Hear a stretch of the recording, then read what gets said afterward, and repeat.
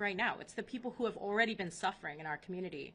We're particularly concerned in Berkeley about WIC benefits, SNAP benefits, food insecurity generally. We know that our Berkeley Food Network is doing everything it can right now to prepare for what's going to be happening. We're also concerned about healthcare. And so at the same time, we understand why we need to hold the line here, why it's so important that our Congresswoman is fighting for us for healthcare, because we shouldn't have to pick between healthcare and food. We shouldn't have to pick between the basic necessities. Already, there are people who are suffering in our city, and we know that the impacts are going to be felt throughout. So we really think it's important that we continue to fight.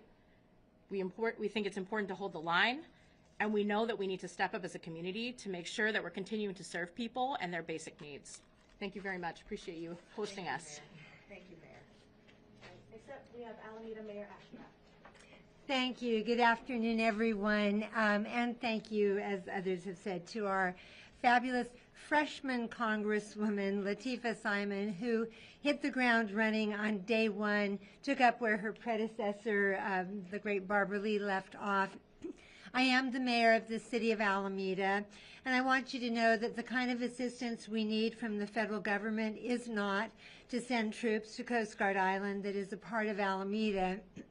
What we are looking for is funding that, in fact, we have already been granted, for example, to keep our roadways and streets safe, to do complete streets, safe streets for all, to keep our children, pedestrians, bicyclists, and motorists, public transit safe and moving. Those grants, the ones that have survived the clawback, are now paused during the shutdown.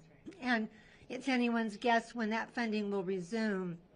In addition to that, excuse me, Alameda is an island, but the entire region needs to be concerned about climate change and sea level rise because, as I like to say to my fellow electeds, even if you don't live in a waterfront community, if we don't do something about climate change and sea level rise, you will. But the city of Alameda and this region, we do work collaboratively together. You have before you half of all mayors in Alameda County because we're a county of 14 cities. Alameda has worked collaboratively with our next door neighbor cities, Oakland and San Leandro, but 30 other stakeholders to address climate change, sea level rise, and how we can mitigate the impacts without unintended consequences to our neighbors. So, for instance, we're working with Caltrans, the Port of Oakland, East Bay Regional Parks District, tribal communities in the area, and more. Working together in the last administration, we jointly applied for and were awarded a $55 million FEMA grant to address these mitigations. It was a game changer until that program was ended by the current administration. We have some hope that it's coming back in some other form because who knew even red states have climate change impacts. But we very much are feeling just what grants we did have to address climate change. Everything's been frozen for the moment. Adena Ishii, Mayor of Berkeley, alluded to the healthcare impacts. We have Alameda Hospital on our island community, our only hospital. It is part of Alameda Health Systems, which oversees Highland Hospital, San Leandro Hospital, St. Rose, John George Pavilion.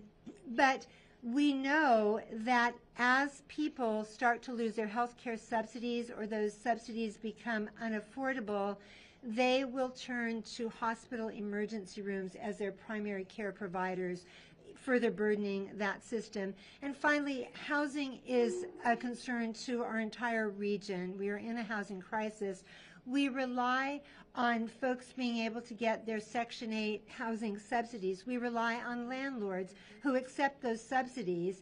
We have just learned from the Congresswoman that come November 1st, which is just around the corner, those landlords will not be receiving their checks to provide this housing to low-income renters. So many things to be concerned with. What gives us hope is that we are represented by Congresswoman Lateefah Simon. Thank you all for your attention and to you for your support. Thank you.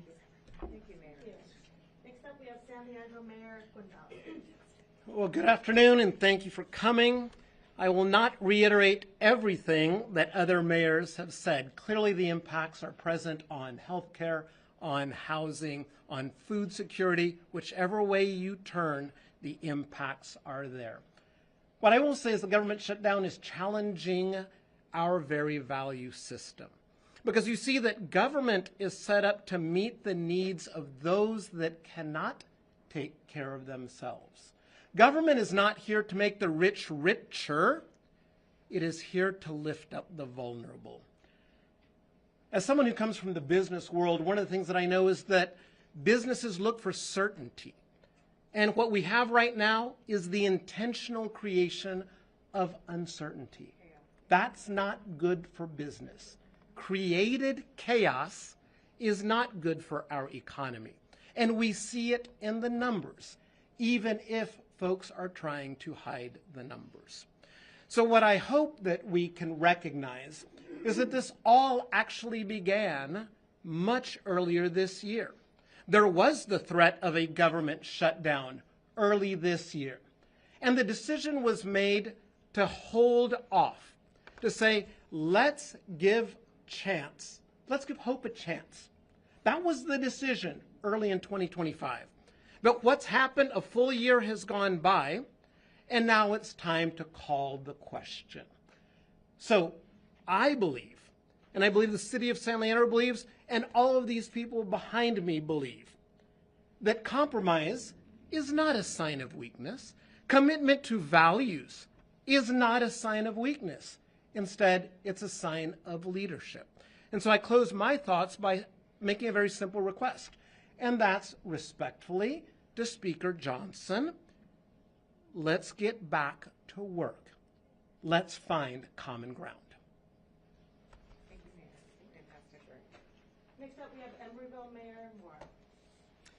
Thank you all for coming. I want to thank my fellow mayors and especially Congresswoman Simon for bringing focus to the shutdown, which is a very important issue, which normally does not need focus brought to it. But in this climate of federal chaos, so much of it being caused unnecessarily, it bears worth stating the impacts of this shutdown, which we're only just starting to feel, but they are going to be many are interconnected, and they're going to start to be felt acutely throughout our communities, starting with food insecurity related to the loss of SNAP and WIC benefits.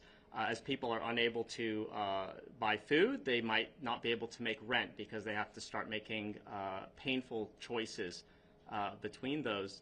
And then the impacts on healthcare, which already are such a source of cost and bankruptcy among people, driving them into the streets.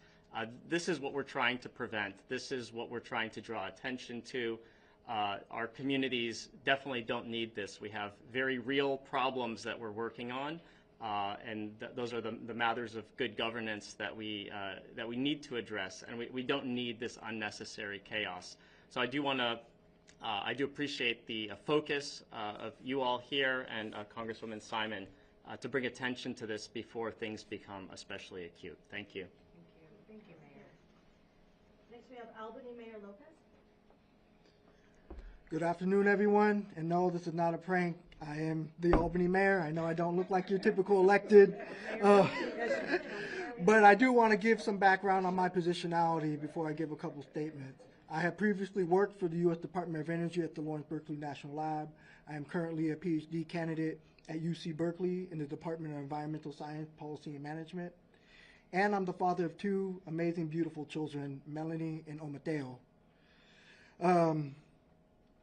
The city of Albany, I think, has a lot of misconceptions and assumptions about our demographics and what we look like and who lives there. And as I shared with my elected colleagues earlier, the city of Albany, over 50% of the residents are renters.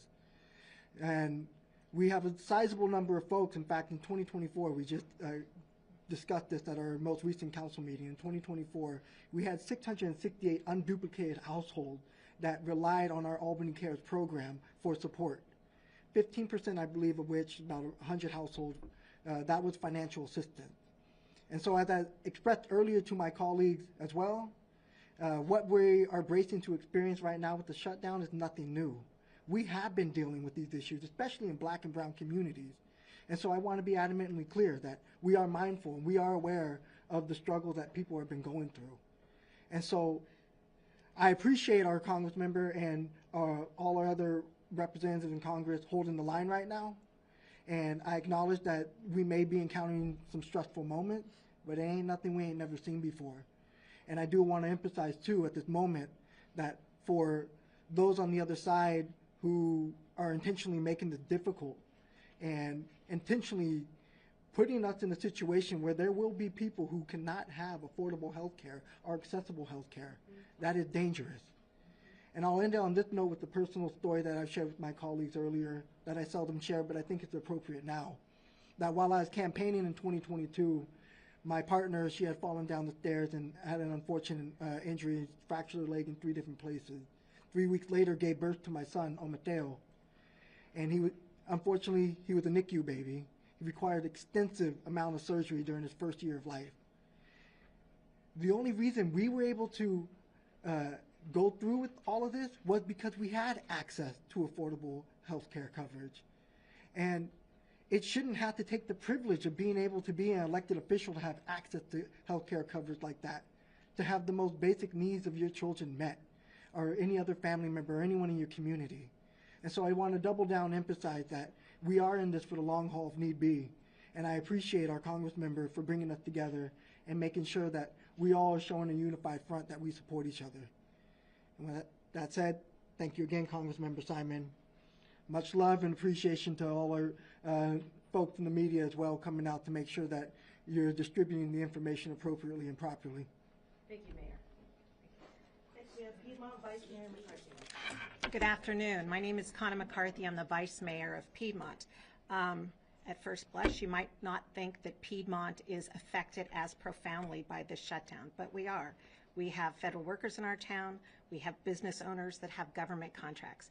But most importantly, we are, by and large, a bedroom community. We are a small donut hole surrounded by Oakland.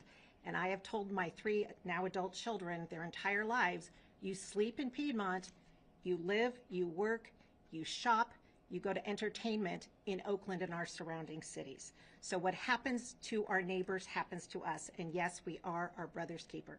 So we are very grateful that Congresswoman Simon is giving us a voice, all of the mayors here a voice to amplify our concerns with this shutdown. We need it stopped. The longer it goes on, in addition to hurting families, whether they choose to put groceries on the table or seek medical care, it devalues the purpose of government. We are supposed to solve problems, and we are supposed to continue to secure the public trust. And as low as that might be in government right now, it will go lower the longer this continues. So thank you to Congresswoman Simon. We are ready to get to work and to do whatever you ask of Piedmont to support your voice in Congress. Thank you. Thank you, Mayor. And before we go to questions, I just want to make clear, again, for the folks who came in, we brought 7 mayors together. I represent 7 cities. You have 100% support for working families and for the notion that health care, affordable, excellent health care is the floor. It's the floor. It's not the vision of what we believe we need to have beloved and safe communities. So the information that I am giving to these mayors, and I have said it, it is fluid, as the administration has done a horrific job at being in contact with members of the House of Representatives from the other side, from, again, SNAP benefits to Section 8 subsidies and reimbursements. We're hearing different things.